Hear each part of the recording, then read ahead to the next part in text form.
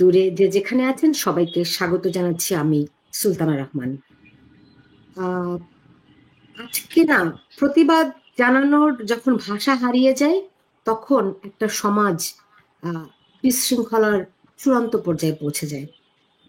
বাংলাদেশের পুরনো ঢাকায় যা ঘটছে, খুলনায় যা ঘটেছে, যেভাবে করে থেতলে ভয়ঙ্কর ভাবে মানুষকে হত্যা করার পরেও তার সেই লাশের উপর দাঁড়িয়ে নৃত্য করা হচ্ছে, আমরা মনে হয় এসব দেখতে দেখতে আমাদের অনুভূতিগুলো হোতা হয়ে গেছে, প্রতিবাদও ভাষা হারিয়েছে। তবু আজকে আমরা দেখছি ঢাকার বিভিন্ন জায়গায় প্রতিবাদ মিছিল হচ্ছে। তারাই প্রতিবাদ মিছিলগুলো করছে, এখন সে নিয়েও সন্দেহ তৈরি হচ্ছে। সর্প হয়ে দংশন করে, ওঝা হয়ে ঝাড়ে, এরকম যদি পরিস্থিতি হয়ে থাকে, সাধারণ মানুষ যারা আজকে অবরুদ্ধ, যাদের প্রতিবাদের ভাষাটুকু হারিয়ে গেছে, তারা অনেকখানি গুমড়ে মরছে। আজকে যেভাবে করে মানুষকে মাথা থেতলে একের পর মৃতদেহটিকেও আছড়ে ফেলা হচ্ছে, সেই দৃশ্য দেখে আমার শুধু বারবারই মনে হচ্ছে যে গত জুলাইয়ে এভাবেই আমরা হত্যা করেছি বাংলাদেশকে। এখন সেই বাংলাদেশের উপর আমরা নৃত্য করছি কিনা ভাবার কি এখনো আমাদের সময় হয়নি? এই প্রশ্নের উত্তর খোঁজার চেষ্টা করব। কোথাও ভুল হলে, আমি অনেক হাজার মাইল দূরে আছি, সেই দূরে থেকে আমার যদি কোথাও ভুল হয়ে থাকে, সেটিও আপনারা যারা দর্শক রয়েছেন কমেন্টে আমাকে ধরিয়ে দেবেন। আর আমার যারা অতিথি রয়েছেন তাদের কাছেও আগে থেকে অনুরোধ জানিয়ে রাখলাম, আমার এই বোধে, আমার এই প্রকাশে যদি কোথাও ভুল হয়ে থাকে, প্লিজ আমাকে একটু বলুন যে আমি ভুল। আমি শুনতে চাই আমি ভুল। আমি যা অনুভব করছি, আমি যা বুঝতে পারছি, যেই বেদনা আমি পাচ্ছি, সেটি ভুল আপনারা বলুন। আমার সঙ্গে আজকে অতিথি হিসেবে রয়েছে সিনিয়র সাংবাদিক জয় মামুন, আমার সঙ্গে রয়েছেন ব্লগার অ্যাক্টিভিস্ট আসাদ নূর। আপনাদের দুজনকে আমি স্বাগত জানাচ্ছি। জয় মামুন, আপনি বলুন আমাকে যে আমি ভুল দেখছি, আমি ভুল বুঝছি, আমি আমি যেই কষ্ট বেদনা বেদনা পাচ্ছি এটি ভুল, আমাকে বলুন এটি। আমি খুবই খুশি হতাম যদি আপনি যা বলেছেন সেগুলো ভুল হতো, বা আপনার ধারণা, আপনার বোধ, আপনার দেখা, আপনার অনুভূতি ভুল হতো। কিন্তু আমি খুবই দুঃখের সঙ্গে বলতে চাই যে আপনি ভুল দেখছেন না। এবং আমরা বাংলাদেশের মানুষ, পৃথিবীর যেই প্রান্তেই থাকি না কেন, আমরা বাংলাদেশের মানুষ, আমরা বাঙালি, আমরা বাংলাদেশি, যেভাবেই আমাদের পরিচয় আপনি দেন না কেন, বাংলাদেশকে আমরা তো আমাদের অন্তরে ধারণ করি। বাংলাদেশের খারাপ দেখলে আমাদের খারাপ লাগে। এবং সত্যিকার অর্থেই আহ, আপনি 5ই আগস্টের কথা বলেছেন, গত বছরের 5ই আগস্টের যে বিপ্লব, অভ্যুত্থান, বা যেভাবেই আমরা সেটিকে ব্যাখ্যা করি না কেন, সাধারণভাবে মানুষের ভেতরে কিন্তু একটা স্বপ্ন ছিল যে বিগত দিনে বাংলাদেশে যে অন্যায় হয়েছে, নিশ্চয়ই যে কোনো সরকার দীর্ঘদিন ক্ষমতায় থাকলে অনেক অন্যায় কাজ করে, আওয়ামী লীগও তার বাইরে নয়। এবং তারা যেহেতু দীর্ঘ সময় ক্ষমতায় ছিল, তাদের অন্যায়ের মাত্রাও পরিমাণও অনেক বেশি। এবং সেই অন্যায়, সেই অবিচার থেকে মুক্তি পাওয়ার জন্যই কিন্তু দেশের মানুষ আহ একটা পরিবর্তন চেয়েছিল। এবং সেই পরিবর্তনের যারা নেতৃত্ব দিয়েছিল, আমাদের তরুণ সমাজ, ছাত্র সমাজ, তাদেরকে সমর্থন জানিয়েছিল। কিন্তু আমরা দুঃখের সঙ্গে লক্ষ্য করছি যে 5ই আগস্টের আহ দুপুর থেকেই, যখন তখনকার প্রধানমন্ত্রী শেখ হাসিনা দেশ ত্যাগ করলেন, তারপর থেকেই বাংলাদেশে যে একটা একটা অবিচারের সংস্কৃতি তৈরি হলো, মবের সংস্কৃতি তৈরি হলো, অন্যায়ের সংস্কৃতি তৈরি হলো, সেই সংস্কৃতি থেকে আমরা প্রায় 1 বছর হতে চললো, আমরা সেখান থেকে বের হতে পারিনি। এবং গণভবনে বা সংসদ ভবনে হামলা করার ভেতর দিয়ে যে যে অপসংস্কৃতি বাংলাদেশে শুরু হয়েছিল, সেটি এখন আরো বহু গুণে শাখা প্রশাখা মেলে অনেক বড় হয়েছে। এবং এখন আমার তো মনে হয় যে যে কোনো নাগরিক, মানে আমি সচেতন, মানে পজিটিভ অর্থে বলছি না, নেগেটিভ অর্থে, যে কেউ মনে করে যে আপনার সঙ্গে আমার শত্রুতা আছে, আপনাকে আমি রাস্তার মধ্যে পিটিয়ে মেরে ফেলতে পারবো, এই জন্য আমাকে কোনো ধরনের বিচারের মুখোমুখি হতে হবে না, আইনের মুখোমুখি হতে হবে না, বা কোনো জবাবদিহিতার জায়গা বাংলাদেশে নেই। তো এই যে সংস্কৃতি বাংলাদেশে তৈরি হয়েছে, এটির জন্য তো আসলে আমাদের ছাত্র যুব সমাজ বা আমাদের সন্তানরা জীবন দেয়নি, প্রাণ দেয়নি, বা এই নতুন বাংলাদেশের আন্দোলন করেনি। সেই জায়গা থেকে আমি বলবো যে গত 1 বছর বাংলাদেশে আসলেই হতাশার জায়গা তৈরি হয়েছে। আমি কোনো আশার জায়গা এখানে দেখছি না। এটুকুই আমার প্রাথমিক বক্তব্য। জি, আচ্ছা নূর, আমি আজকে আমি ঢাকা বিশ্ববিদ্যালয়ে সহ বাংলাদেশের বিভিন্ন জায়গায় বিক্ষোভ দেখছি। আমি একটু আপনাদেরকে দেখাই, এখনো চলছে এই বিক্ষোভগুলো। হ্যাঁ, এটি এটি চলছে, এটি ছাত্র দল, জাতীয়তাবাদী ছাত্র দল এই মিছিলটি ঢাকা বিশ্ববিদ্যালয়ে করছে এই মুহূর্তে, চলছে। আমি যেটু দেখেছি, আমি জগন্নাথ বিশ্ববিদ্যালয়ের মিছিল চলছে, আমি দেখেছি। আপনারা দেখতে পাচ্ছেন জগন্নাথ বিশ্ববিদ্যালয় এই মুহূর্তে চলছে এটি। হুম আহ আমি আরো মুহূর্তে ঢাকা বিশ্ববিদ্যালয়ের যে সকল শিক্ষক দর্শক যে যেখান থেকে সরাসরি সম্প্রচারটি দেখছেন, এটিও ঢাকা বিশ্ববিদ্যালয়ে, জগন্নাথ বিশ্ববিদ্যালয়ে চলছে, বিভিন্ন জায়গায় প্রতিবাদ চলছে, কিন্তু এই প্রতিবাদগুলো দেখে আমি আশান্বিত হতে পারছি না। আমি, কারণ আমার অভিজ্ঞতা থেকে আমি দেখেছি যে গত আসিয়া নামের 6 বছরের শিশুটি যখন ধর্ষিত হলো, সারা বাংলাদেশ উত্তপ্ত হয়ে উঠলো। কিন্তু পরে দেখলাম যে যারাই এই প্রতিবাদে অংশ নিয়েছে তারা আসলে একটা প্রলেপ দিতে চাচ্ছে এই এই যেই যেই ঘটনাগুলো, দুর্ঘটনাগুলো ঘটছে, যে অপরাধগুলো সংঘটিত হচ্ছে, তাকে একটা প্রলেপ দেওয়ার চেষ্টা করছে। গত 16 বছর কি হয়েছে, মানে এটি যেমন বলে একটা লেবেলাইজ করা হয়েছিল, এখন এক একটি ঘটনা ঘটে। ধরেন, আমি, আমারই লোক আমার বাম হাত অপরাধ করবে, আমার ডান হাত গিয়ে চিকিৎসা দেবে।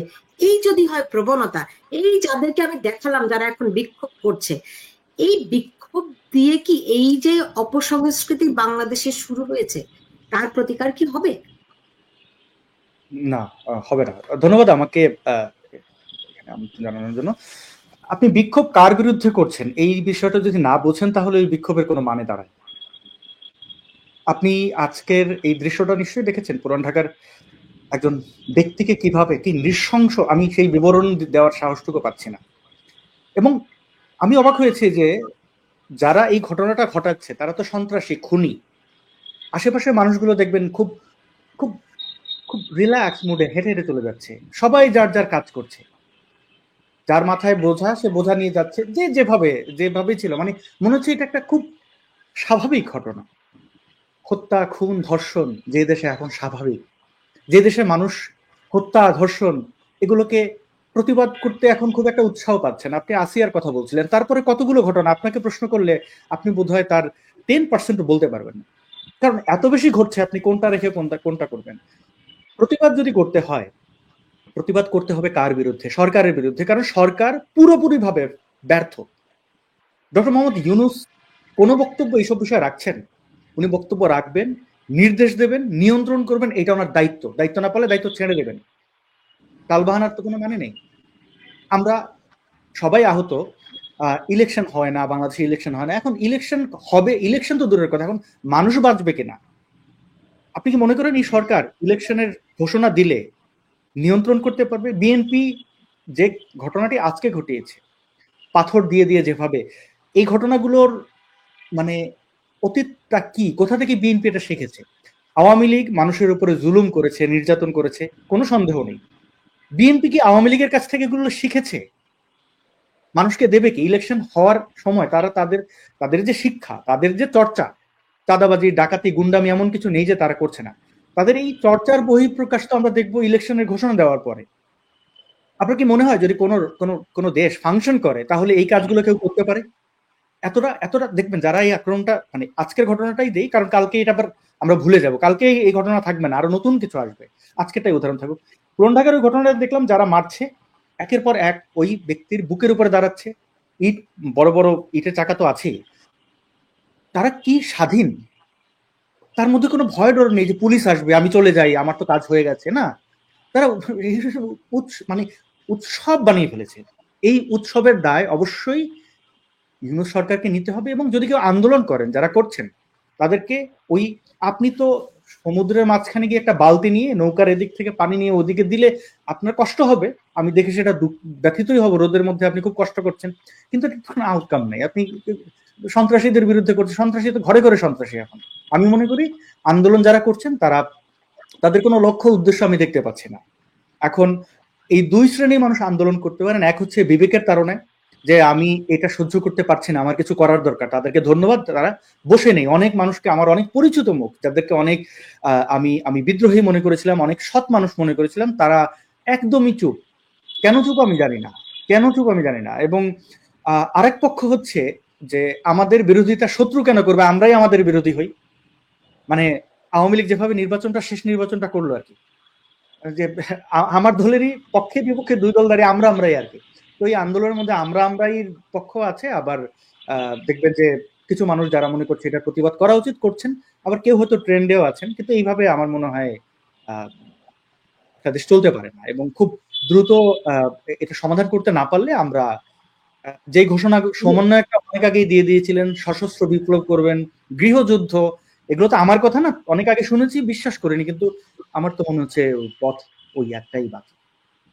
বর্তমানে আমরা একটা গৃহযুদ্ধের মধ্যেই আছি। যখন পথে ঘাটে, জলাভূমিতে, নদী নালা, খালে বিলে মানুষের লাশ পাওয়া যায়, মানুষের শরীরের অঙ্গ প্রত্যঙ্গ পাওয়া যায়, তখন আর এই গুপ্ত হত্যা হচ্ছে, এবং শেষ পর্যন্ত কি হচ্ছে কোনোটারই কোনো ট্রেস থাকে না। এমনকি এই যে আমি শুরুতে বলছিলাম যে আসিয়া নামের যে শিশুটিকে ধর্ষণের পরে হত্যা করা হলো, কি হলো তার? আন্দোলন করেছিল সবাই, দেখলাম রাজু ভাস্কর্যের সামনে গিয়ে খুব বিক্ষোভ মিছিল মিটিং অনেক কিছু হলো। জয় মামুন, তারপরে যেটির কি হলো, কোনো ফলো আপ কি আছে?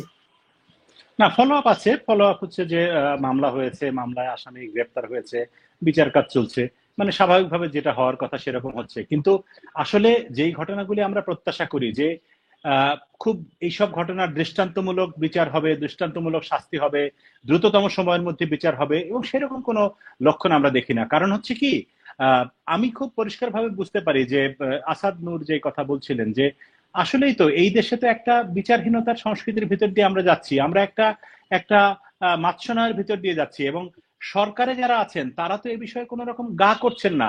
তারা যে এই যে মব বা এই যে বিচারহীনতা বা এই যে মানুষ যার যা খুশি তাই করে বেড়াচ্ছে, এগুলো নিয়ে সরকারের ভিতরে কোনো মাথা ব্যথা নেই। সেনাবাহিনী প্রধান একবার জাতির উদ্দেশ্যে বলেছিলেন যে আর এগুলো সহ্য করা হবে না। আমরা তখন খুব আশা নিয়ে তার দিকে তাকিয়েছিলাম, সেনাবাহিনীর দিকে তাকিয়েছিলাম। সেনাবাহিনী কিন্তু এখনো মাঠে আছে, ম্যাজিস্ট্রেসি ক্ষমতা নিয়ে আছে। সেনাবাহিনী চাইলে এগুলোর ব্যাপারে হস্তক্ষেপ করতে পারে, বন্ধ করতে পারে, দমন করতে পারে। কেউ এখন অবশিষ্ট আছেন না, কিন্তু আমি বলছি বাস্তব অবস্থা, যে মানে একদম অন রেকর্ড যে বাংলাদেশে কি হচ্ছে, যে সেনাবাহিনীও কিন্তু কোনো ধরনের কোনো ভূমিকা নিতে আমরা দেখছি না। তো সেই জায়গায় এই যে বিচার হচ্ছে, মানে বিচারহীনতার ভিতর দিয়ে আমরা যাচ্ছি, এবং মানুষ মনে করছে, ওই যে আমি শুরুতেই যেটি বললাম যে আপনার সঙ্গে আমার শত্রুতা থাকলে আপনাকে আমি রাস্তাঘাটে যেখানে খুশি মেরে ফেলতে পারবো, পিটিয়ে মারবো, আপনার ঘরে গিয়ে আগুন দেবো, বুলডোজার দিয়ে বাড়ি পুড়িয়ে ফেলবো, বাড়ি ভেঙে ফেলবো, কেউ আমাকে কিছু বলতে পারবে না। এই যে জায়গাটা, এই ব্যাপারে সরকারের ভূমিকা কি সেটি খুব গুরুত্বপূর্ণ, যেটি আসাদ নূর উল্লেখ করেছিলেন। সরকারকে আমরা দেখি যে নির্বিকার, সরকার এ বিষয়ে কোন রকম মনোযোগই দিচ্ছে না। সরকারের প্রধান দায়িত্ব দেশে আইনের শাসন বিরাজমান রাখা, দেশের নাগরিকের জন্য সুশাসন নিশ্চিত করা, নাগরিকের জানমালের নিশ্চয়তা বিধান করা হচ্ছে প্রাথমিক দায়িত্ব। তারপরে গিয়ে আপনি আসেন সংস্কার, তারপরে অপরাধীর বিচার, নির্বাচন, এগুলো তার পরবর্তী দায়িত্ব। প্রথম কথা হচ্ছে যে যারা বাংলাদেশের নাগরিক, প্রত্যেকটা নাগরিকের সমান অধিকার, সমান প্রফেসর ইউনূসের অথবা ডক্টর কামাল হোসেনের অথবা বেগম খালেদা জিয়ার কিংবা আপনার আমার নাগরিক হিসেবে আমাদের প্রত্যেকের এক ভোট, এবং আমরা সমান মানবাধিকার নিয়ে এই দেশে জন্মগ্রহণ করেছি, এই দেশে বসবাস করি। কিন্তু এখন সরকার সেই বিষয়ে একদমই নিশ্চুপ, এবং সরকার সাধারণ মানুষের যে এই অধিকারহীনতা সেটি নিয়ে তাদের কোনো মাথা ব্যথা নেই। তারা বরং অনেক বেশি ব্যস্ত হচ্ছে সংস্কার নিয়ে, এবং সরকারের যারা স্রষ্টা, যারা সরকারকে গদিতে বসিয়েছেন বলে দাবি করেন সেই আন্দোলনকারী ছাত্র সমাজ, তাদের বক্তব্য হচ্ছে যে সবার আগে সংস্কার হতে হবে, তারপরে নির্বাচনের আলোচনা হবে। তার মানে হচ্ছে যে সরকার সংস্কারের দিকে যত বেশি মনোযোগী, অন্য কোনো দিকেই এত বেশি মনোযোগী না। হ্যাঁ, মনোযোগী বিচারের দিকে। শেখ হাসিনা এবং ওই সময় তার সরকারে যারা ছিলেন, যারা অপরাধী, তাদের বিচার নিশ্চয়ই হতে হবে। শুধু তো শেখ হাসিনার বিচার না, ওই সময় যারা, ওই সময় কেন আজকেও যারা অপরাধ করছে প্রত্যেকের বিচার হওয়া জরুরি। কিন্তু বিচারের আগে তো ভাই, না না না, আমার কথা হচ্ছে বিচার তো পরে করবেন আপনি, আগে যাতে আরেকটা অপরাধ না ঘটে সেই ব্যবস্থাটা তো আপনি নিবেন। আগে যে অপরাধ ঘটেছে সেগুলোর বিচার আমরা নিশ্চয়ই চাই, সেই বিচার হবে। ৭১ সাল থেকে শুরু করে আজকে পর্যন্ত বাংলাদেশে যত অপরাধ হয়েছে প্রত্যেকের বিচার হবে। কিন্তু আর যাতে কোনো অপরাধ না ঘটে, আর যেন কোনো মানুষকে পুড়িয়ে মারা না হয়, আর যেন কোনো মানুষকে পাথর মেরে হত্যা করা না হয়, যাতে কুপিয়ে হত্যা করা না হয়, বিশ্বজিতের মতো ঘটনা আর না ঘটে, সেই ব্যবস্থাটা তো নেওয়া সরকারের দায়িত্ব। কিন্তু সরকার তো সেখানে চরমভাবে ব্যর্থ হচ্ছেন প্রতিনিয়ত, এবং সরকারের সেদিকে কোনো মাথা ব্যথাও আমরা দেখছি না। এটাই হচ্ছে সবচেয়ে বড় আক্ষেপের জায়গা বা কষ্টের জায়গা। যে মানে যাতে ধরেন আপনি মানে কি দেখে বুঝবেন যে সরকার ব্যবস্থা নিচ্ছে? আপনি বলছেন সরকার কোনো ব্যবস্থা নিচ্ছে না, রাইট? একটা হচ্ছে গিয়ে ব্যবস্থা নেওয়া, আর একটা হচ্ছে গিয়ে এই অবস্থাকে উৎসাহিত করা। দুটোর মধ্যে কিন্তু অনেক পার্থক্য আছে। একটা হচ্ছে গিয়ে আমি তখনই ব্যবস্থা নিব যখন আমি সত্যি সত্যি এটি দমন করতে চাবো যেন অপরাধ না হয়। কিন্তু সরকার ব্যবস্থা নেওয়া তো দূরের কথা, তারা তো উৎসাহ দিচ্ছে। একদম, মানে আপনি ঠিকই বলেছেন যে সরকার উৎসাহ দিচ্ছে এবং সরকারের ছত্রছায়াতে এগুলি করার সাহস পাচ্ছে অপরাধীরা বা সন্ত্রাসীরা বা দুষ্কৃতিকারীরা, যেভাবেই আপনি বলেন না কেন। তাদের রাজনৈতিক পরিচয় কি সেটা নিয়ে আমার কোনো মাথা ব্যথা নেই।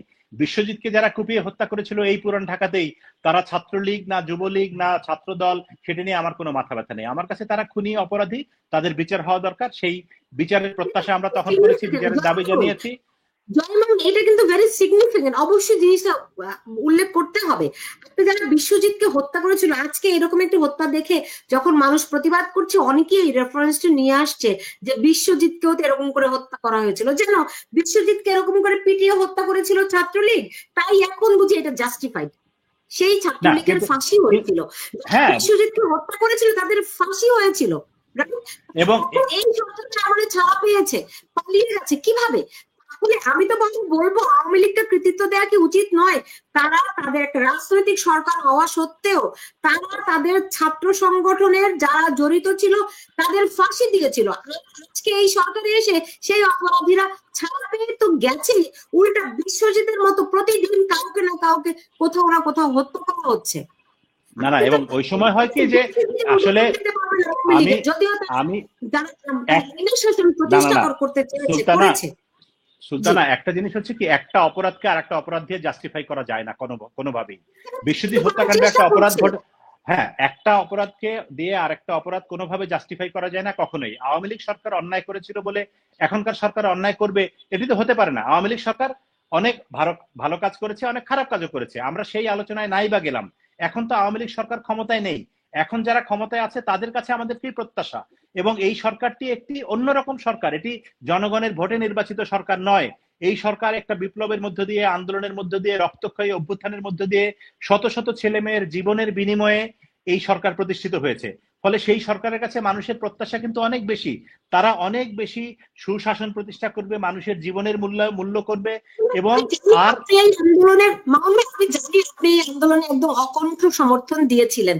আপনার কি মনে হয় যে একটা একটা মানে চক্রান্তের ফাঁদে আমরা জেনে শুনে, না জেনে না বুঝে আমরা একটা ফাঁদে পড়েছি?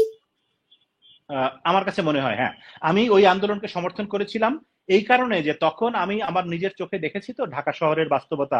একজন সাংবাদিক হিসেবে, একজন নাগরিক হিসেবে প্রতিনিয়ত পথে ঘাটে যেরকম বিভৎসতা আমরা দেখেছি, পুলিশের বিভৎস আচরণ, গুলি ইত্যাদি, সেই সময় আসলে বিবেকবান মানুষ হিসেবে ওই সরকারকে সমর্থন করার মতো কোনো নৈতিক অবস্থান কারো ছিল না। মানে আমার কাছে মনে হয় না যে যাদের কারো থাকা উচিত না, যারা যারা অন্ধ, যাদের চক্ষু নেই বা যারা একদমই ঠুলি পড়া, তাদের কথা আলাদা। কিন্তু আমার মতো অনেক সাধারণ মানুষ সেই আন্দোলনকে সমর্থন দিয়েছিল ওই সরকারের ওই অন্যায় আচরণের বিরুদ্ধে। এবং আমরা চেয়েছিলাম যে আসলেই এগুলো বন্ধ হোক, এগুলোর যেন চির সমাপ্তি ঘটে বাংলাদেশে, আর কোনো অবিচার ঘটবে না, আর কোনো সত্যিকার অর্থে তারা যখন আন্দোলন করছিল ছাত্ররা, ওরা বলছিল বৈষম্যহীন বাংলাদেশ, বৈষম্য বিরোধী ছাত্র আন্দোলন, কোটা বিরোধী ছাত্র আন্দোলন। তো এখন তো মনে হচ্ছে সবগুলো ফার্স, প্রহসন। এবং এখন তারা সবার আগে এসে কোটা নিচ্ছে, এই জুলাই আন্দোলনের শহীদদের এই দেওয়া হবে, সেই দেওয়া হবে। ৭১-এর দেশ যারা স্বাধীন করেছেন সেই মুক্তিযোদ্ধাদেরও যে পরিমাণ কোটা নেই, তার চেয়ে বেশি কোটা তারা পেয়ে যাচ্ছেন। এবং তারা কত রকম সুযোগ সুবিধা পাচ্ছেন। এবং তারা বৈষম্য বিরোধী আন্দোলনের কথা বলে এখন সবচেয়ে বেশি বৈষম্য কায়েম করছে বাংলাদেশে। এবং গণতন্ত্রের মুক্তির কথা বলে বাংলাদেশে আরো বেশি স্বৈরতন্ত্র, একনায়কতন্ত্র কায়েম করছে। একটা ফ্যাসিবাদী শাসনকে হটাতে গিয়ে, মানে ফ্যাসিবাদ, কোট আনকোট ফ্যাসিবাদ শব্দটা আসলে এত সহজ নয়, ফ্যাসিবাদের সংজ্ঞা কি সেটি আমাদের রাষ্ট্রবিজ্ঞানীরা খুব ভালো মতো এখনো পর্যন্ত পরিষ্কার করেনি। শেখ হাসিনা একাই ফ্যাসিবাদ বাংলাদেশে, নাকি স্বাধীনতা পরবর্তী বাংলাদেশে আরো অনেক ফ্যাসিবাদ ছিল, সেটিও বিতর্কিত বিষয়। কিন্তু আমার কথা হচ্ছে যে শেখ হাসিনার তুলনায় এই সরকার কোন জায়গায় ভালো করছে সেটি তো আমাদের বুঝতে হবে, দেখতে হবে, চোখে আঙ্গুল দিয়ে দেখিয়ে দিতে হবে সরকারকে যে আমরা এই জায়গায় ভালো করছি।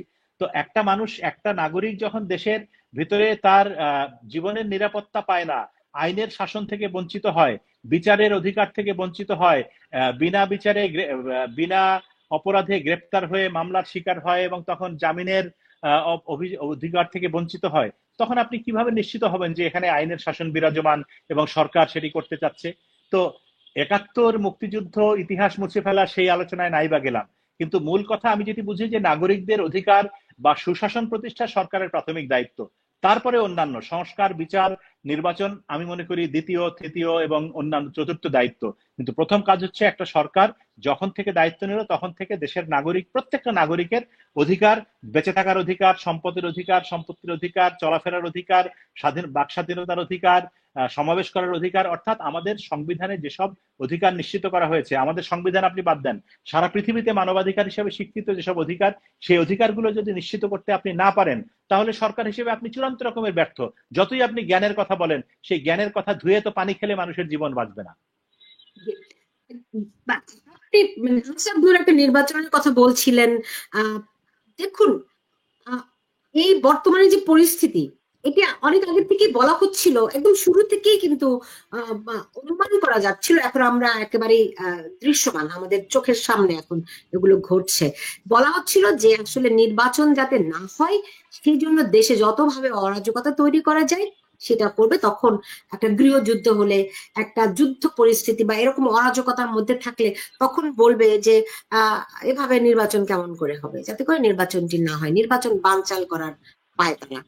এরকমটি কিন্তু অভিযোগ ছিল। তো আমরা আজকে যে হত্যাকাণ্ডগুলো দুটি জায়গায়, খুলনায় একটি, পুরান ঢাকায় একটি, এবং প্রতিদিনই কিন্তু এরকম হত্যাকাণ্ড ঘটছে কোথাও না কোথাও। সেটি কোনো ব্যবসায়ী হোক, আওয়ামী লীগের কর্মী হোক, কিংবা একেবারেই ওই কি তোফাজ্জলের মতো একজন প্রতিবন্ধী হোক, কোথাও না কোথাও প্রতিদিন এরকম ঘটনা ঘটছে। তো আসাদুরের কি মনে হয় যে এই ঘটনাগুলো খুবই উদ্দেশ্যমূলকভাবে, পরিকল্পিতভাবে ঘটানো হচ্ছে? এই প্রশ্নটি আমি তুলছি, একটু লম্বা হয়ে যাচ্ছে আমার প্রশ্নটি, তুলছি এই কারণে ৫ই আগস্ট সেনাবাহিনীর একটা সমর্থনেই এই পরিবর্তনটি ঘটেছিল। তারা কোনো কার্যকর ব্যবস্থা নেয়নি দেখে পরিবর্তনটি ঘটতে পেরেছিল বিনা বাধায়। তো এখন সেনাবাহিনীর ভূমিকাটি এই এই যে মব গুলোকে উৎসাহিত করছে কিনা, এবং সেনাবাহিনী এখান থেকে কি ফায়দা চায়? আমার মনে হয় না যারা এই যে পরিকল্পিত মানে সহিংসতা তৈরি করার মতো যোগ্যতা বা ক্ষমতা কোনোটি এই ইউনূস সরকারের যারা সমর্থক, যারা তাকে ক্ষমতা এনেছেন বলে তিনি বলেছেন, অর্থাৎ ছাত্র সমন্বয়কদের এই যোগ্যতা বা ক্ষমতা কোনোটি আছে, তাদের ওই চক্রান্তের মধ্যেই এখনো আছে। আমরা তাদেরকে আসলে তো আমরা অনেকে প্রতারিতই হয়েছি। তাদের উপরে নির্বিচারে যখন দমন পীড়ন চলছিল, আমরা সেই দমন পীড়নের বিরুদ্ধে ছিলাম। তাদের টার্গেট ছিল ক্ষমতা, এটা তো এখন পরিষ্কার। এবং তাদের কাপড় চোপড়ের যে পরিবর্তন, গাড়ি হাঁকানো, সবকিছুর একটা, এবং তাদের বেয়াদবির কথা আর বাদ দিচ্ছি। দেখেন, পরিকল্পিত হলে কিছু সাইন থাকে, মানে পরিকল্পিত ব্যাপারটা বোঝেন। আর বিশ্বজিতের হত্যার কথা বলেছেন, বিশ্বজিতের হত্যাটা পরিকল্পিত ছিল না। সে হত্যার শিকার হয়েছে, তার কাপড় দেখে মনে হচ্ছে সে আইনজীবী। ছাত্রলীগ যেহেতু আওয়ামী লীগ ক্ষমতা, তারা যাই করবে তাই। বিএনপির আইনজীবী এরকম হেঁটে যাবে কি করে? কুপিয়ে ফেলেছে, মনে হচ্ছে কুপিয়ে ফেলেছে, এক ধরনের মত থেকে কুপিয়ে ফেলেছে। তাকে ওই বিশ্বজিৎকে টার্গেট করে মেরেছে এমন ব্যাপারটা না। আবার দেখেন, ওই সময় যে প্রতিবাদটা করা হয়েছে বিশ্বজিতের হত্যারকে কেন্দ্র করে, ওই প্রতিবাদটা করার কারণেই কিন্তু এটার বিচার নিশ্চিত করা হয়েছে। আওয়ামী লীগ তো এত ভালো দল না যে তাদের সোনার ছেলে খ্যাত ছাত্রলীগদের বিচার করবে। মানুষের এই প্রতিবাদের কারণে এটা ঘটেছে। তোফাজ্জলের ক্ষেত্রে সেটা কি ঘটেছে? তোফাজ্জল কিন্তু একইভাবে মবের শিকার হয়েছে, তাকে সন্দেহ করা হয়েছে, যেমন বিশ্বজিৎকে সন্দেহ করা হয়েছিল সে বিএনপির আইনজীবী, এবং তোফাজ্জলকে সন্দেহ করা হয়েছে যে ফ্যাসিবাদের, হয় না যে অনেক কিছুই তো বলে, তার মনে হচ্ছে মেরে ফেলেছে। এই যে মনে হওয়া আর মেরে ফেলা, এই জিনিসটা খুবই, এখন যেটা দেখছি এটা খুবই প্রাকৃতিক, এটা কৃত্রিম না। অর্থাৎ আমি একটা ছোট্ট উদাহরণ দিই। আপনি দুটো খুনের কথা বলেছেন, আমি একজন ব্যক্তিকে আজকে আহত, বোধহয় উনি মারা গেছেন, আমি জানি না, শিওর না, চাঁদপুরের একজন খতিব, যিনি কিনা আবার মদিনা বিশ্ববিদ্যালয় থেকে পড়াশোনা করেন। তিনি মদিনা বিশ্ববিদ্যালয় থেকে পড়াশোনা করে এসেছেন। তিনি গত এক খুতবায়, মাঝে মাঝে তিনি খুতবা দেন, এবং তিনি অবশ্যই ইসলামের বিজ্ঞ একজন মানুষ। এবং তিনি বলেছেন যে হজরত মোহাম্মদ তিনি ইসলামের বার্তাবাহক। এই কথাটি কেন বলেছেন? ওই এলাকারই একজন, তিনি হচ্ছেন সবজি বিক্রেতা, তার বয়স 50 বছর। তো তার মনে হয়েছে যে না, এটা তো ইসলামের অবমাননা। তিনি আজকের খুতবার পরে তিনি একটা চাপাতি এবং একটা নোটস নিয়ে এসেছেন। সেই নোটে লেখা আছে নবীর অবমাননাকারীকে হত্যা করা বৈধ, এবং তিনি হত্যার উদ্দেশ্যে চাপাতি দিয়ে পুরো মসজিদের মানে ফ্লোর রক্তে লাল হয়ে গেল, এবং সেই খতিবের দেহে পাঞ্জাবি সহ সবকিছু লাল হয়ে গেল, এবং তিনি এখন বেঁচে আছেন কিনা জানি না, কিন্তু খুব গুরুতর আহত হয়েছেন। এই চিত্র আপনি বাংলাদেশে কবে দেখেছেন বলেন তো? আমি এরকম দেখিনি। ধর্ম কেন্দ্রিক আমি মাহমুদ, এটা তো পাকিস্তানের স্টাইল, রাইট? না, এটা আসলে পাকিস্তানের স্টাইল না। এটা শুধুমাত্র পাকিস্তান বা এটা সারা পৃথিবীতেই একটা ইসলামিক ফান্ডামেন্টালিজম বা ইসলামিক টেরোরিজম বলতে যেটা বোঝায়, সেটা হচ্ছে যে ধর্মের নামে সহিংসতা করা, ধর্মের নামে প্রাণহানি। সেটা আল কায়দার থেকে শুরু করে ISIS থেকে শুরু করে সারা পৃথিবীতে কিন্তু এই এই এই ধারণাটা বিদ্যমান আছে, বিরাজমান আছে। এবং বাংলাদেশেও আমরা দেখেছি বিভিন্ন সময় ব্লগার হত্যাকাণ্ড থেকে শুরু করে প্রফেসর হুমায়ুন আজাদের উপরে হত্যাকাণ্ড সেই 2004 বা 5 সালে বাংলাদেশেও এটি ছিল এবং এখনো আছে, সারা পৃথিবীতেই আছে। এবং এটি এটি একটা জিনিস কি যে না, একটু একটু বলতে চাই যে সুলতানা, সেটি হচ্ছে যে রাষ্ট্র যখন এই সন্ত্রাসকে, সেটি ধর্মীয় সন্ত্রাস হোক, রাজনৈতিক সন্ত্রাস হোক বা অন্য যে কোনো ধরনের সন্ত্রাস হোক, রাষ্ট্র যখন এটিকে দমন করার চেষ্টা করে তখন এই সন্ত্রাসীরা কিন্তু একটু ভয়ে থাকে বা তারা প্রকাশ্যে আসতে সাহস পায় না। কিন্তু 5ই আগস্টের পরে আমরা যেটি দেখেছি যে তার আগ পর্যন্ত যেসব সন্ত্রাসী একটু ভয়ে ছিল বা লুকিয়ে ছিল বা এইসব আক্রমণ করলেও চোরাগুপ্তা করত, এখন তারা প্রকাশ্যে বের হয়ে এসে রাস্তায় মিছিল করছে, রাস্তায় কলেমা তৈয়বা লেখা পতাকা নিয়ে স্লোগান দিচ্ছে, এবং তারা বাংলাদেশে হিজবুত তাওহীদ এবং অন্যান্য নিষিদ্ধ সংগঠনের নামে স্লোগান দিচ্ছে, মিটিং করছে, বক্তব্য দিচ্ছে এবং হুমকি দিচ্ছে সরকারকে। এই ঘটনার সাহস কিন্তু তারা 5ই আগস্টের আগে পায়নি। এবং দুঃখের বিষয় হচ্ছে যে এই সরকারও 5ই আগস্টের পরে যে সরকার ক্ষমতায় এসছে, তারাই এই ঘটনাগুলিকে কোনোভাবেই নিরুৎসাহিত করার চেষ্টা করছে না, তাদেরকে দমন করার চেষ্টা করছে না, বরং তাদেরকে উৎসাহিত করছে। এবং তারা নানাভাবে উৎসাহিত হয়ে, ধর্মীয় গোষ্ঠী কিন্তু এখন বাংলাদেশে সবচেয়ে বেশি ক্ষমতাবান। একদিকে জামায়াতে ইসলামী, আমাদের 71-এর ঘাতক এক দালাল বা দোসর পাকিস্তানি হানাদার বাহিনীর, তারা রাজনীতিতে সক্রিয় হয়েছে, তাদের ছাত্র সংগঠন সক্রিয় হয়েছে এবং তাদের ছাত্র সংগঠনই বলা হয়ে থাকে বা এখন দাবি করা হচ্ছে কোট যে 5ই আগস্টের সময়কার বা জুলাই আন্দোলনের সবচেয়ে বড় ভূমিকা ছিল শিবিরের। ফলে তাদের হাত ধরে তাদের যারা সহযোগী, তারা এখন সবচেয়ে বেশি ক্ষমতাবান। এবং বাংলাদেশে এখন ধর্মীয় সহিংসতা বা ধর্মীয় সন্ত্রাসবাদ একটা চরম রাষ্ট্রীয়করণ হয়েছে। ধর্মীয় সন্ত্রাসবাদের এই রাষ্ট্রীয়করণ এর আগে বাংলাদেশে কখনো ঘটেনি। আমরা অনেক সরকার দেখেছি, আমার ব্যক্তিগত জীবনে মানে স্বাধীনতা পরবর্তী মোটামুটি সবগুলো সরকারই তো দেখার সুযোগ কম বেশি হয়েছে। অনেক সরকারই ধর্মকে ব্যবহার করেছে। এরশাদ সাহেব রাষ্ট্রধর্মকে ইসলামকে রাষ্ট্রধর্ম ঘোষণা করে সংবিধান সংশোধন করেছেন। বিএনপি জামায়াতকে সঙ্গে নিয়ে সরকার গঠন করেছেন, নির্বাচন করেছেন, জোট করেছেন। আওয়ামী লীগ জামাত বা হেফাজতে ইসলামের সঙ্গে লিয়াজো করেছেন। জাতীয় পার্টি তো সারা জীবনই একটা করেছেন এরকম। কিন্তু রাষ্ট্রীয় পৃষ্ঠপোষকতায় ইসলামী সন্ত্রাসবাদ বা ধর্মীয় সন্ত্রাসবাদ এই প্রথম বাংলাদেশে ঘটছে। এবং আপনি দেখেন যে 32 নম্বরের হামলা থেকে শুরু করে সব সন্ত্রাসী ঘটনায় বিএনপি বা অন্য অনেকে হয়তো আছে পেছনে, কিন্তু সবার আগে সামনে হচ্ছে, আপনি যাদেরকে দেখবেন তারা হচ্ছে কোট অ্যান্ড কোট, তারা কোনো না কোনো ধর্মীয় গোষ্ঠীর পরিচয়ে সামনে আসছে এবং তারা নিজেদেরকে ইসলামের সেবক, ইসলামের খাদেম এইসব পরিচয়ে সামনে আনছেন। তার মানে কি? তার মানে হচ্ছে যে বাংলাদেশ কি এই ইসলামের নামে সন্ত্রাসবাদের জন্য, ধর্মীয় কি বলে আক্রমণের জন্য এই বিপ্লব বা এই অভ্যুত্থান করেছিল বাংলাদেশের ছেলেমেয়েরা? বা এই আন্দোলনের জন্য কি আমাদের ছেলেমেয়েরা জীবন দিয়েছিল? সেটি তো না। তার মানে হচ্ছে যে একটু আগে আপনি শুরুতে যে কথা বলছিলেন যে আমরা তো আসলে প্রতারিত হয়েছি।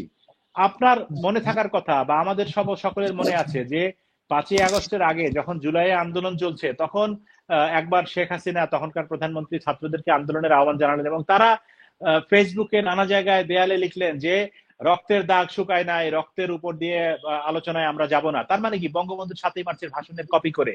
এবং তখন তারা মানুষকে নিজের মতো করে মানুষকে দলে টানার জন্য কখনো বঙ্গবন্ধু, কখনো জিয়াউর রহমান, কখনো এই দেশের সকল স্বাধীনতাকামী নেতৃবৃন্দের বক্তব্যকে, আদর্শকে, উদ্দেশ্যকে, কথাকে নিজেদের মতো করে প্রচার করেছেন। তার মানে আমরা ধরে নিয়েছিলাম তখন দেশের বোকা মানুষ, আমরা যারা সাধারণ আমজনতা, বোকা জনগণ, আমরা ধরে নিয়েছিলাম যে এরা বোধহয় বঙ্গবন্ধুর আদর্শ, জিয়াউর রহমানের আদর্শ, মানে প্রত্যেকের বঙ্গবন্ধুর খারাপ দিক না, জিয়াউর রহমানের খারাপ দিক না, যার যতটুকু ভালো সেটুকু নিয়ে তারা সামনে আগাতে চায়। কিন্তু এটি যে পুরোটাই একটা মুখোশ ছিল, এটি পুরোটাই যে একটা ভণ্ডামি ছিল, এটি পুরোটাই যে একটা ক্যামোফ্লেজ ছিল, সেটি তো আমাদের বুঝতে আসলে 5ই আগস্ট দুপুরের পর্যন্ত অপেক্ষা করতে হয়েছে। যখনই শেখ হাসিনার পতন হলো তখনই আমাদের সামনে এদের আসল চেহারা বের হয়ে আসলো।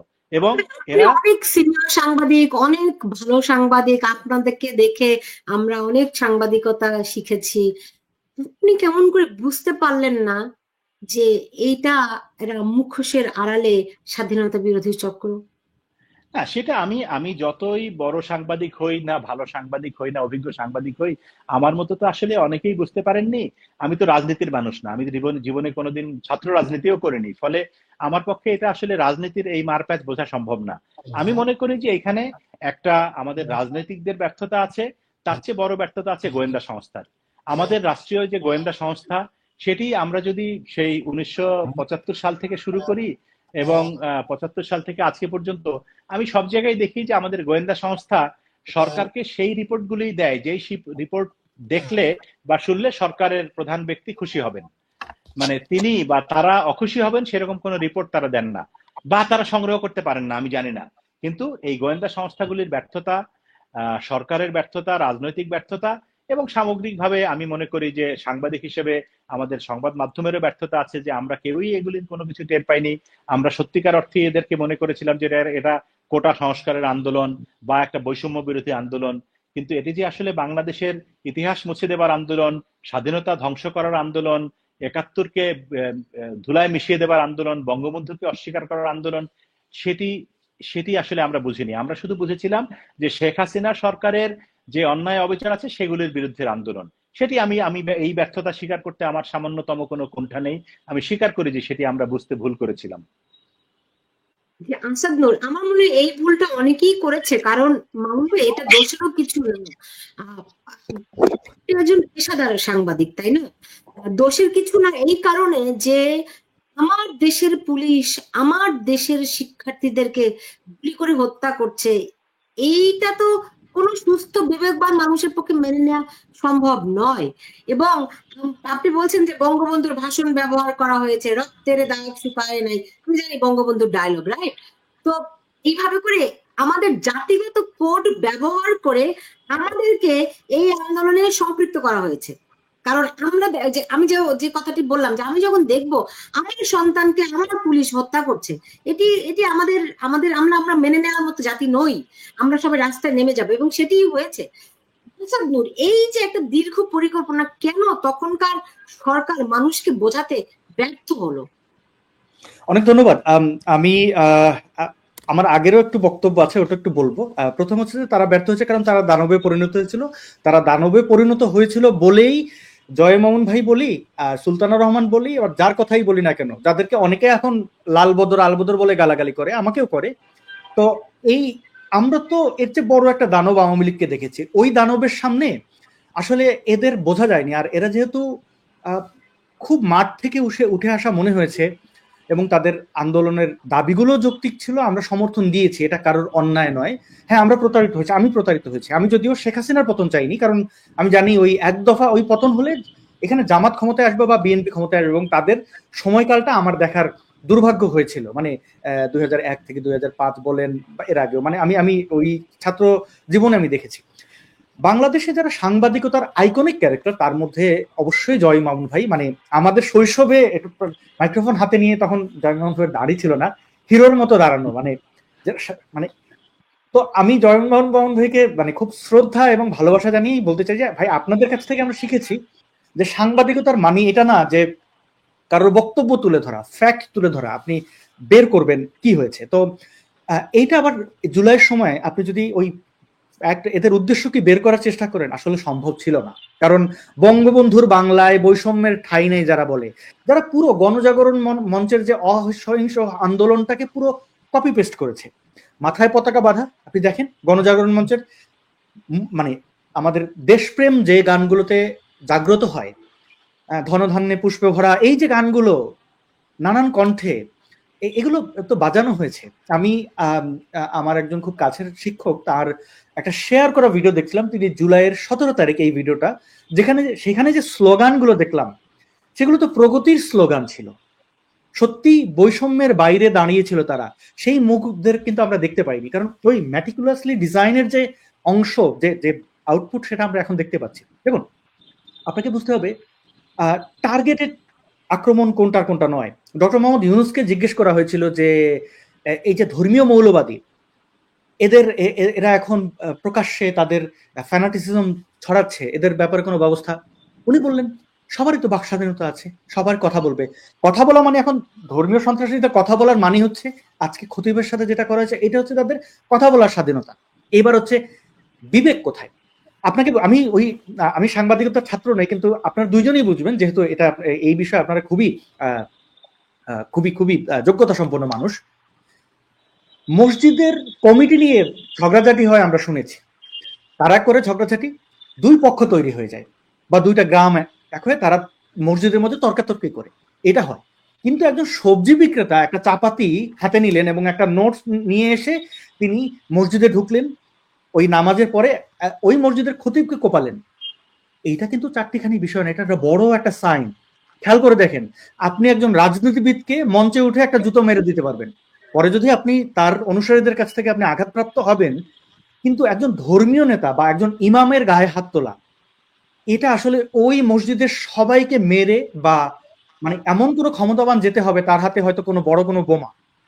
এছাড়া তো আমি এই ঘটনা দেখিনি বাংলাদেশে, একজন খতিবকে কুপিয়ে চলে আসলো সে, মানে এটা কি করে সম্ভব? এই সাহসটা কোথায় পেল? এইটা হচ্ছে সাইন। এখন বাংলাদেশে যে যা মনে করে তাই করতে পারে। জয় মামুন ভাই উদাহরণ টেনেছিলেন, ডক্টর হুমায়ুন আজাদের উদাহরণ, ব্লগার কিলিং এর উদাহরণ, সেগুলো টার্গেটেড কিলিং ছিল, কিন্তু চোরাগুপ্তা, পেছন দিক থেকে আক্রমণ। এরকম মসজিদে ঢুকে বুক ফুলিয়ে গিয়ে একজন কুপিয়ে চলে আসা এরকম ছিল না।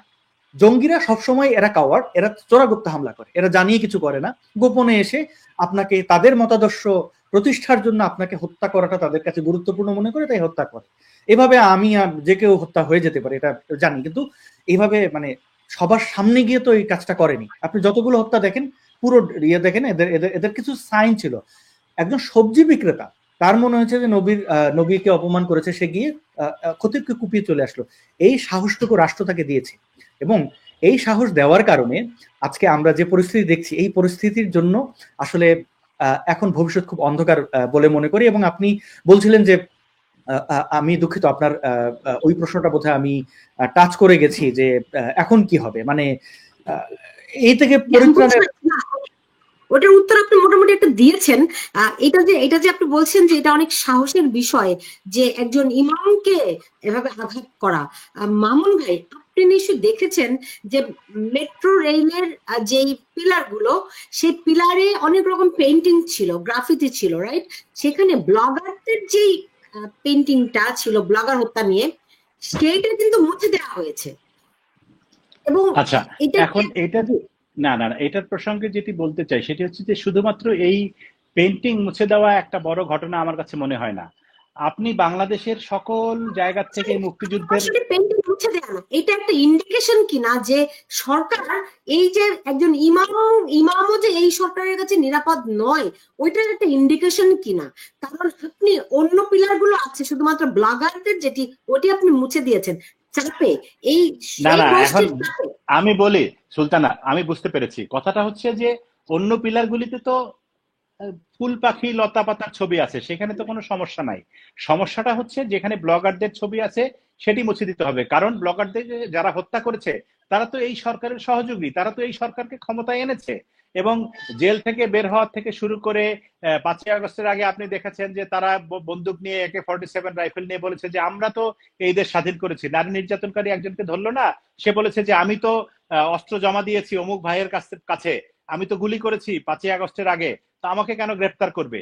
তার মানে হচ্ছে যে জঙ্গি গোষ্ঠীর প্রত্যক্ষ সহযোগিতা নিয়ে এই সরকার ক্ষমতায় এসছে, এবং তাদের প্রতি এই সরকারের একটা কঠিন দায়বদ্ধতা আছে, ঋণ আছে। ফলে এই সরকার তাদের বিরুদ্ধে কখনোই ওইরকম শক্ত আইন প্রয়োগ করবে না বা শক্ত ব্যবস্থা নেবে না।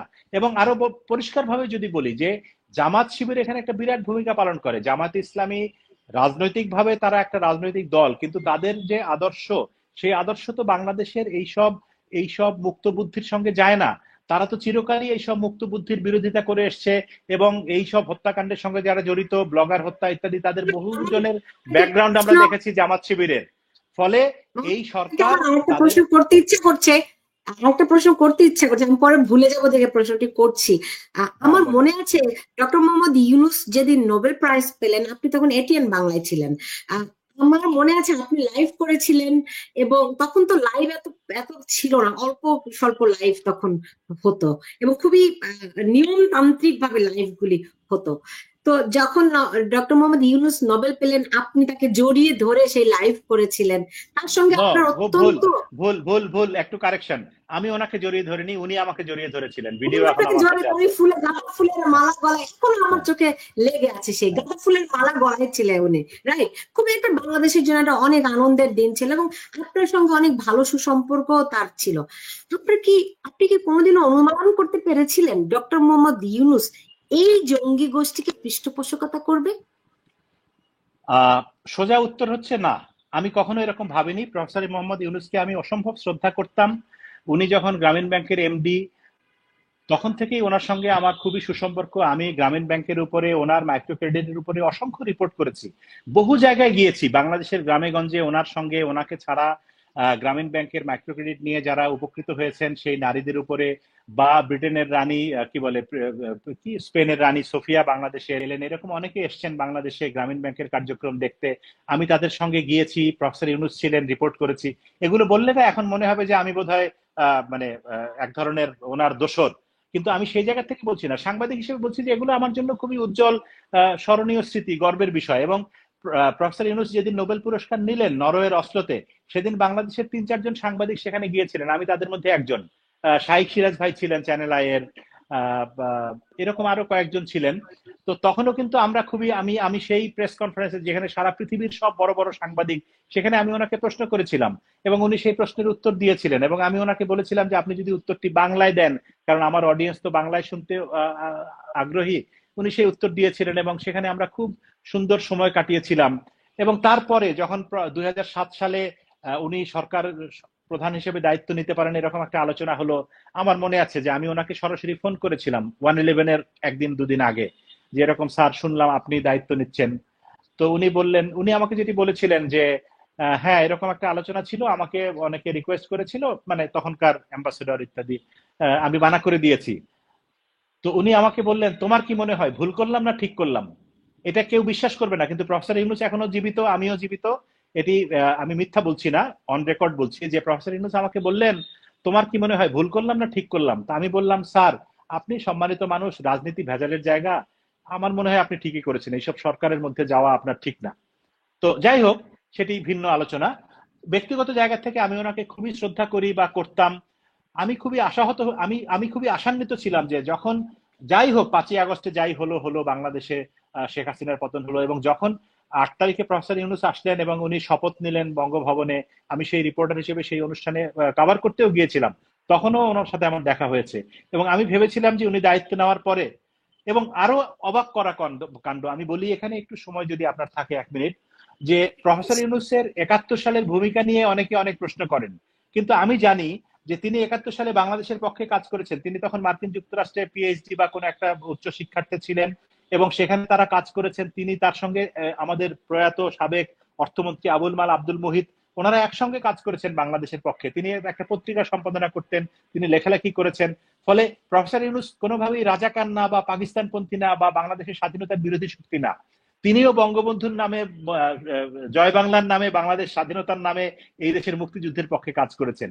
কিন্তু আমার কাছে অবাক লাগে যে আমি যখন দেখলাম 8 তারিখে উনি দায়িত্ব নিলেন, ভাষণ দিলেন, আমি আশা করেছিলাম যে তিনি একটি হয়তো ইতিবাচক বাংলাদেশের দিকে নিয়ে যাবেন, শেখ হাসিনার সরকারের অপরাধগুলোকে বিচার করবেন, একটা নতুন বাংলাদেশ গড়বেন, মুক্তিযুদ্ধের সত্যিকারের চেতনা যেটি বুঝায়। তিনি যেহেতু নিজে মুক্তিযুদ্ধের পক্ষের মানুষ, বঙ্গবন্ধুকে তার জায়গায় রেখে, আরো সকল জাতীয় নেতাকে তাদের জায়গায় রেখে তিনি তার মতো কাজ করবেন। কিন্তু আমি খুবই হতাশ হলাম যে প্রফেসর ইউনূসের সরকারের আমলেই বাংলাদেশের ইতিহাসে সবচেয়ে বেশি নিগৃহীত হলো 1971, সবচেয়ে বেশি নিগৃহীত হলো বাংলাদেশের মুক্তিযুদ্ধ এবং স্বাধীনতার স্থপতি বঙ্গবন্ধু শেখ মুজিবুর রহমান। এটি আমার জন্য খুবই দুঃখের ঘটনা।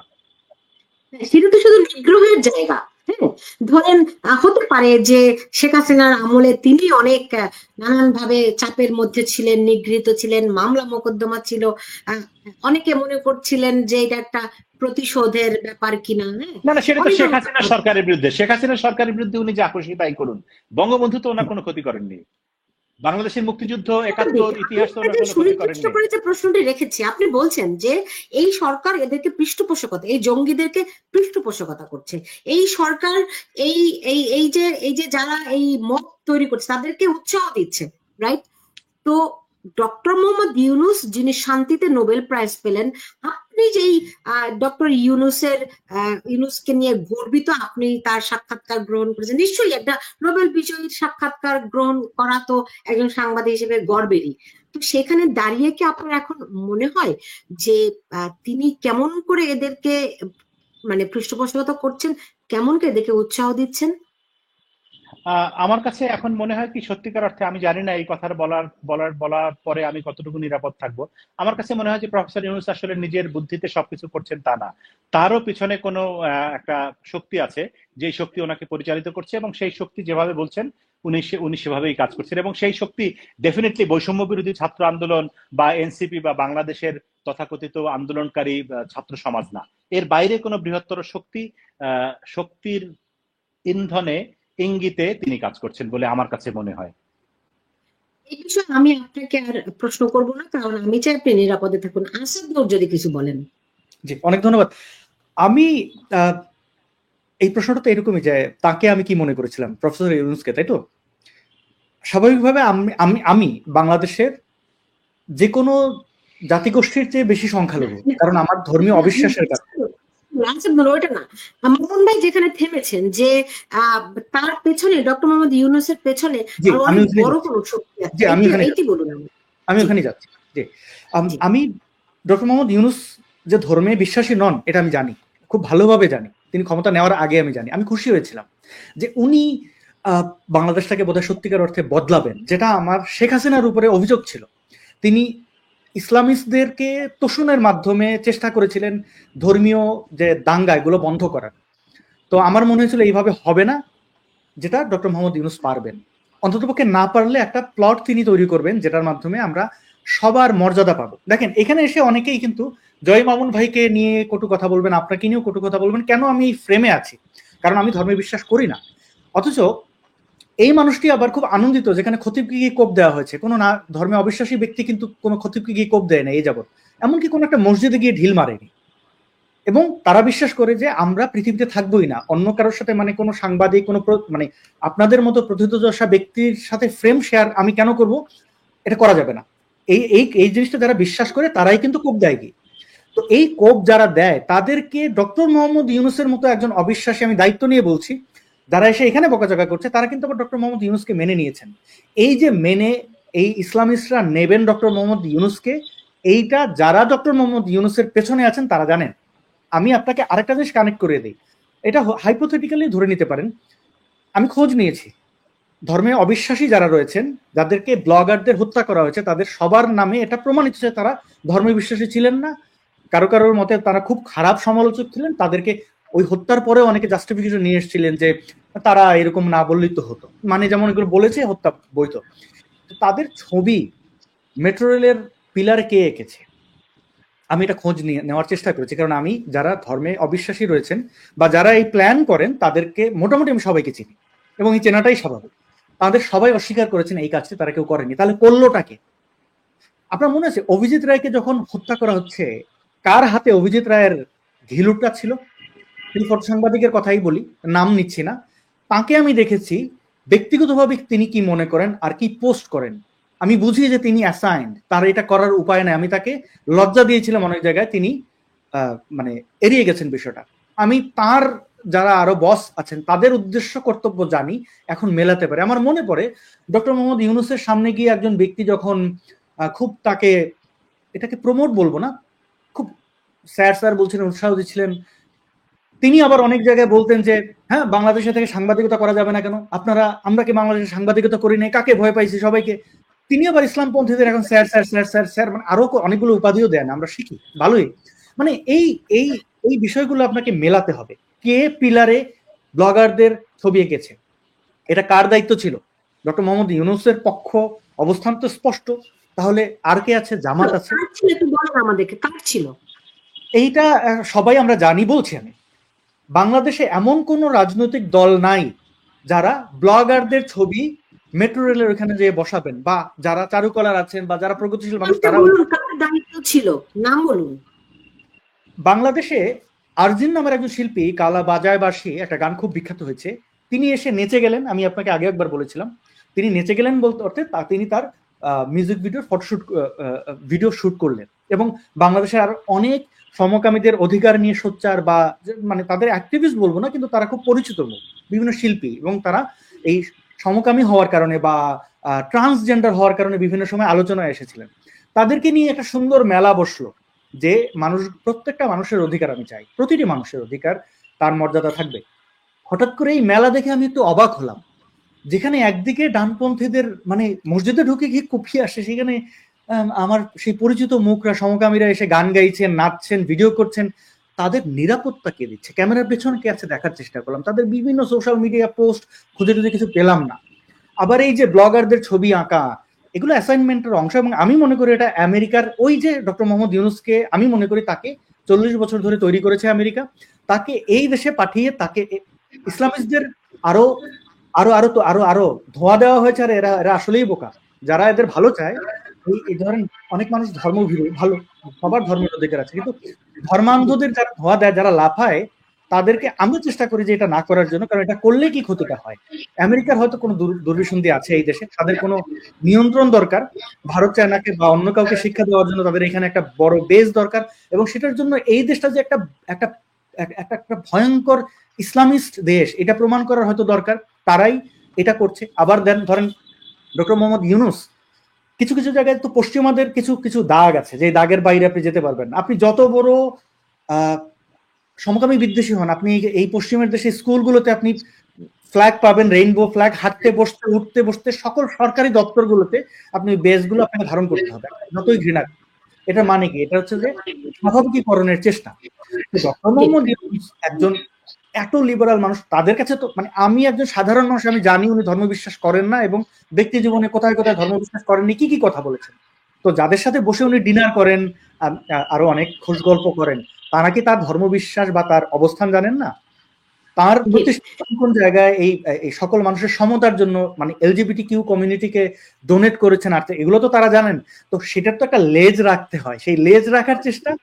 পরে ছবি এঁকেছি, ছবি তুলেছি, পরে কে মুছে দিয়েছে, এটা বিষয়টি মামুন ভাই আপনার নিশ্চয়ই মনে আছে, যখন গ্রাফিতি করলো সবাই খুব বাহবা দিল, কত দারুণ, কত দুর্দান্ত। হ্যাঁ, সারা বাংলাদেশে একযোগে কেমন করে এই গ্রাফিতি হলো, কোথা থেকে এই রং এলো, কে এই আমাদের মাদ্রাসাগুলোতে এই গ্রাফিতি শিখায়? আমি বিলিভ করি না, আমি বিশ্বাস করি না। তো তারা করলো, এই প্রশ্নগুলি আমাদের মাথায় এলো না? না না, এই প্রশ্ন আসলে খুব কঠিন প্রশ্ন না, কারণ এই সময় তো এইগুলির মধ্যে তো আসলে আমাদের যাদেরকে আমরা জেনজি বলছি, সেই ইয়াং জেনারেশন ছেলেমেয়েরা, তাদের কাঁচা হাতে, তারা কেউ প্রতিষ্ঠিত শিল্পী না, তারা কেউ শুদ্ধ বাংলা বানানো বলতে পারে না, ঠিক মতো লিখতে পারে না, তারা কিন্তু না, সকলকে তো ট্রেনিং দিয়ে নিয়ে যাওয়া। বাংলাদেশে কোথায় কোথায় অনুসন্ধান করছি, কোথায় কোথায় তাদেরকে ট্রেনিং দেওয়া হয়েছে, আমি এখন সুনির্দিষ্ট করে অন্তত 4টা জায়গার নাম বলতে পারবো যারা এখানে এই গ্রাফিতি ট্রেনিং নিয়েছে, এবং এই আমেরিকা থেকে ট্রেনিং নিয়েছে গ্রাফিতির বিষয়ে। না, সেটা তো ধরেন বাংলাদেশে এরকম ঘটনা সবসময় থাকে, গ্রাফিতি ট্রেনিং শুধু না, আরো অনেক কিছু ট্রেনিং হয়। এখন সেই ট্রেনিংটা কি উদ্দেশ্যে দেওয়া হয়েছে সেটা তো আর তখন পরিষ্কার ছিল না। এখন না হয় আমরা দুয়ে দুয়ে চার মেলাতে পারছি, কিন্তু শুধুমাত্র ওই ট্রেনিং যারা পেয়েছে তারাই যে গ্রাফিতি এঁকেছে তা না। বাংলাদেশের গ্রামে গঞ্জে, আমি একদম তেতুলিয়াতেও গিয়েছি, আমি এই 5ই আগস্টের পরে তেতুলিয়াতেও গিয়েছি, টেকনাফেও গিয়েছি, কক্সবাজারে গিয়েছি, কুয়াকাটায় গিয়েছি, সব জায়গায় গিয়ে দেখেছি, সব জায়গায় কম বেশি গ্রাফিতি আছে, এবং সেগুলো কোনোটাই যে খুব দক্ষ হাতে নিপুণ শিল্পীদের আঁকা তা না, যে যেভাবে পেরেছে এঁকেছে, ভুল বানানে লিখেছে, এবং এটিকে আমি মনে করি যে এটা একটা তাৎক্ষণিক প্যাটার্নটা একই রকম। 5ই আগস্টের পরে যে গ্রাফিটি মোটামুটি সব কিন্তু একই, মানে কমন ডিজাইন। হ্যাঁ, একই একই একই। মূল কথা হচ্ছে যে শেখ হাসিনা সরকারের বিরুদ্ধে নানা রকম বিষোদ্গার এবং কোনো কোনো জায়গায় খুব অশ্লীল কথাবার্তা, খুব বাজে গালাগালিও আছে।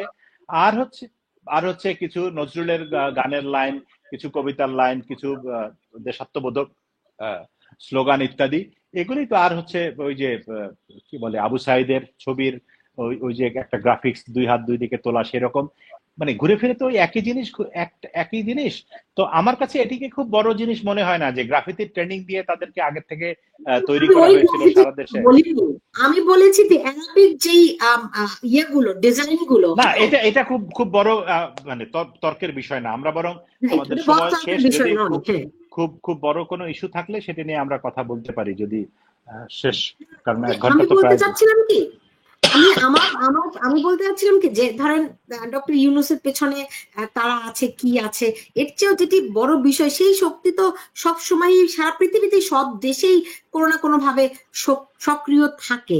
কিন্তু এই যে ইসলামিক গোষ্ঠী, ধরেন আপনি বলছেন যে হিজবুত তাহিদি নয়, তারাও বরং এই হিজবুত তাহরীর আক্রমণের শিকার হয়েছে।